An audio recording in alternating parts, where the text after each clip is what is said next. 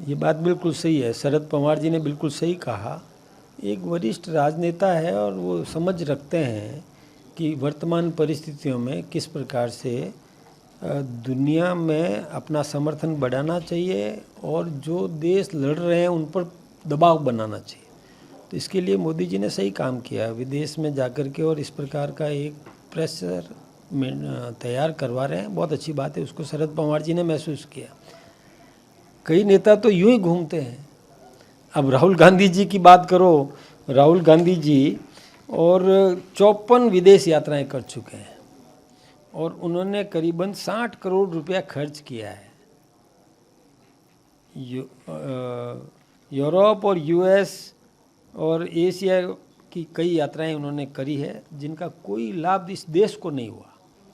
इस देश को कोई लाभ नहीं दिला पाए। वो केवल अपने शौक पूरा करने के लिए गए। 11 करोड़ रुपए तो उनको आय हुई थी, लेकिन और उन्होंने 60 करोड़ रुपए खर्च किए।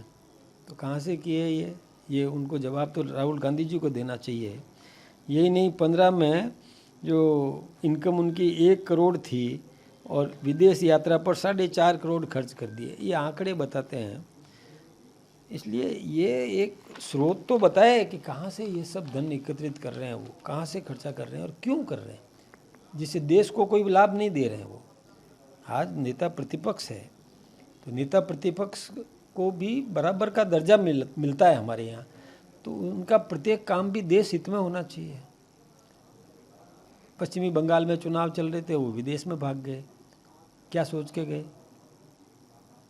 न तो वो पार्टी का हित कर रहे हैं, वहाँ एक भी सीट नहीं निकाल पाए। वहाँ तमिलनाडु में चुनाव चल रहे थे, विदेश में भाग गए केवल शौक पूरा करने के लिए।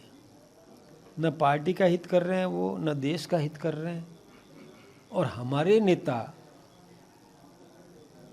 जन समर्थन जुटाना, अन्य देशों का समर्थन जुटाना और जो देश लड़ रहे हैं उन पर दबाव बनाना कि अब मत लड़ो, इससे दोनों का ही भी नुकसान है और दुनिया का भी नुकसान है। क्योंकि जहाँ से डीजल, पेट्रोल, गैस, इसकी आवक ज़्यादातर गल्फ़ कंट्रीज से है और वो जब आपस में लड़ेंगे, एक दूसरे के सोर्सेज को ध्वस्त करेंगे। इतने ध्वस्त कर दिए उन्होंने, इनके एयर बेसेस ध्वस्त कर दिए।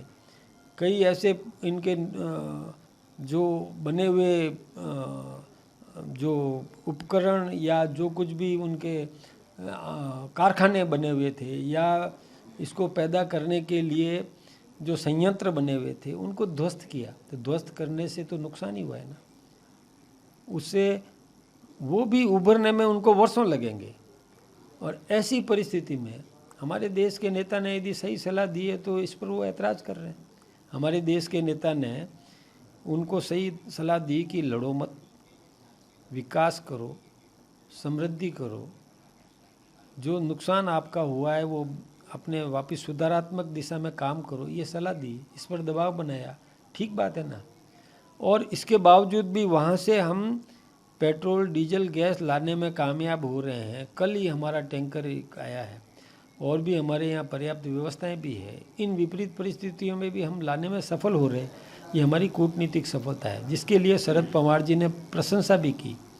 आनंद शर्मा जो कांग्रेस के नेता, उन्होंने भी प्रशंसा की। शशि थरूर कांग्रेस के नेता, उन्होंने भी प्रशंसा की।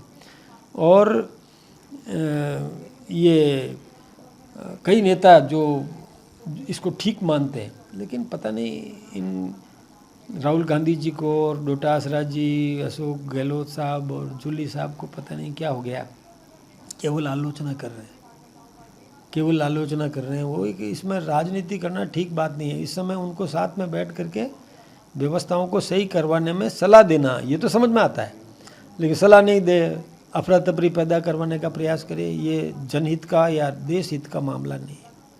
अशोक गहलोत जी ने ये भी कहा कि पेट्रोल नहीं मिल रहा है, डीजल क्या स्टॉक खत्म हो गया है। नहीं, कोई स्टॉक ख़त्म नहीं है, हमारे पास पर्याप्त स्टॉक है।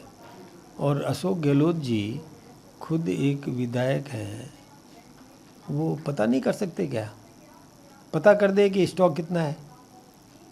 जब खुद पता कर सकते हैं, नेता हैं वो, पता कर सकते हैं, पता कर ले कितना स्टॉक पड़ा है। हमारे पास में व्यवस्थाएं हैं, पर्याप्त व्यवस्थाएं हैं, लेकिन फिजूल खर्ची के लिए नहीं है। ज़रूरतमंद ज़रूरत के सभी काम करने के लिए पूरी छूट है। सर, आपको नहीं लगता कि विदेश नीति में कांग्रेस के अंदर ही दो फाड़ हैं? कुछ नेता सरकार के पक्ष में बोलते हैं, विदेश नीति को बोलते हैं, कई नेता अलग हटके बोलते हैं, देश विरोधी बयान देते हैं कई बार। आपने बिल्कुल सही बात कही है। कांग्रेस के जो गरिमा वाले नेता हैं वो सही बात समझ रहे हैं, लेकिन जो आंशिक लाभ लेना, तात्कालिक लाभ लेने का प्रयास करते हैं, वो नेता कुटिलतापूर्वक बयान दे रहे हैं, हल्के स्तर के बयान दे रहे हैं। आज शशि थरूर थिंक टैंक माने जाते हैं कांग्रेस में, वो कह रहे हैं कि मोदी जी ने सही काम किया। आज शरद पवार जैसा नेता भी कहता है कि मोदी जी ने सही काम किया। मनीष तिवारी जैसा नेता ही कहता है मोदी जी ने सही काम किया। आनंद शर्मा जैसा नेता कहता है, तो बाकी उनके छोटे नेताओं को समझना चाहिए, समझ लेना चाहिए। उनके पास जाके सीख तो ले ले कि आपने किस आधार पे सही बोला, वो समझा देंगे उनको। क्षणिक लाभ के लिए देश का नुकसान नहीं करना चाहिए, जनता को भड़काना नहीं चाहिए। क्षणिक लाभ प्राप्त करने के लिए जनता को भड़काना ये अराष्ट्रीय गतिविधि में शुमार है।